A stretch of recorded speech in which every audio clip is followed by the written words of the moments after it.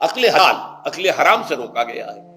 ولا تاکلوا اموالکم بینکم بالباطل، اور دیکھو اپنے مال آپس میں باطل طریقوں سے مت کھاؤ۔ وتدلوا بها الی الحکام، اور نہ ہی اپنے مالوں کے ذریعے سے حکام تک پہنچو۔ لتاکلوا فریقا من اموال الناس بالاسم، کہ تم لوگوں میں سے کسی کا مال گناہ کے ساتھ ناجائز طور سے ہڑپ کر جاؤ، رشوت دے کر اور اپنے حق میں کوئی غلط فیصلہ کروا لو، وانتم تعلمون، جانتے پوچھتے یہ کام نہ کرو۔ بظاہر تو نہ روزے سے تعلق ہے نہ رمضان سے، پھر اس رکوع میں کیسے آ گئے؟ بڑا گہرا تعلق ہے، اول و آخر کا تعلق ہے۔ پہلی آیت میں مجرد رمضان روزے کی جو فضیلت بیان کی گئی تھی یا حکمت، غایت کیا تھی؟ تقویٰ۔ یہ تقویٰ کا معیار ہے۔ تقویٰ جو ہے ظواہر کی بنیاد پر نہیں ہے، اگرچہ ظاہر بات ہے کہ ظواہر بھی دین کا حصہ ہے۔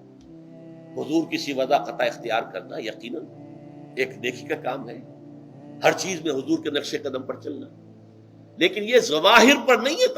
تقویٰ دل میں ہو، التقویٰ ہا ہونا، التقویٰ ہا ہونا، التقویٰ ہا۔ 3 مرتبہ حضور نے اپنے سینہ مبارک اور قلب مبارک کی طرف اشارہ کر کے فرمایا تقویٰ یہاں ہوتا ہے، تقویٰ یہاں، جب یہاں ہوگا تو پورے وجود میں سرایت کر جائے گا۔ لیکن اس میں اہم ترین بات کیا ہے؟ عقل حلال، جو مشکل ترین کام ہے۔ حرام کا لقمہ نہ آئے، ورنہ جیسے کہ کہا گیا ہے دعا کے بہترین مقام پر پہنچ گئے ہو، حرم کعبہ کے ملتزم کے ساتھ چمٹے ہوئے ہو اور دعائیں کر رہے ہو، اب اس سے زیادہ دعا کی قبولیت کا کون سا وقت ہو؟ یا آپ کھڑے ہو گئے جبل رحمت کے اوپر سب سے اونچے مقام پر جا کر، اور آپ نے 2 گھنٹے سے ہاتھ اٹھائے ہوئے ہیں، اللہ اے اللہ یا رب یا رب، لیکن حضور نے فرمایا کہ ایسے بہت سے لوگ ہیں، رجل یطیل السفر اشخص اغبرا، ایک شخص ہے سفر کی وجہ سے بہت لمبا سفر کر کے دربادا تھکا بادا ہے، اور اس کا وہ احرام جو ہے وہ بھی میلا کچیلا ہو چکا ہے۔ ظاہر بات ہے آج کی بات نہیں ہو رہی ہے، جبکہ آپ 4 گھنٹے میں تو پہنچ گئے جدہ، اور پھر 2 گھنٹے میں مکہ پہنچ گئے، اور جا کر 2 گھنٹے میں آپ نے جو ہے عمرہ کیا اور بات چھٹی، احرام کھل گیا۔ تو اس میں کہاں وہ احرام میلا ہوگا، اور کہاں آپ کا میل کچیل ہوگا، اور کہاں آپ کے جسموں سے جو ہے پسینوں کی بو آئے گی؟ نہیں۔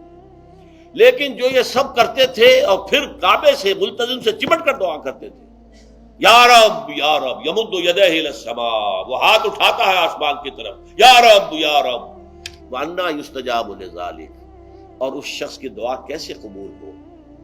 وَمَطْعَمُهُ حَرَامٌ، اس کے پیٹ میں جو غذا پڑی ہوئی ہے وہ حرام سے، مَلْبَسُهُ حَرَامٌ، اس کا لباس جو اس نے پہنا ہوا ہے چاہے وہ احرام ہی ہے وہ حرام کے پیسے سے کمایا گیا تھا، وَغُذِيَ بِالْحَرَام، اور اس کا پورا جسم جو ہے جس غذا سے یہ تن و توش تیار ہوا ہے وہ حرام ہے۔ ایسے آدمی کی دعا وہاں پہنچ کر بھی قبول نہیں ہوتی۔ لہذا تقویٰ کا اصل معیار عقل حلال، روزی حلال کی۔ اگر یہ نہیں ہے تو آپ نے متقیوں کی شکل بنا لی، اور بہت ہی آپ نے اپنے ظاہر کو جو ہے بہت آراستہ پیراستہ کر لیا سنت رسول سے، لیکن اللہ کی نگاہوں میں اس کی کوئی قدر و قیمت نہیں ہوگی جب تک کہ آپ کا رزق حلال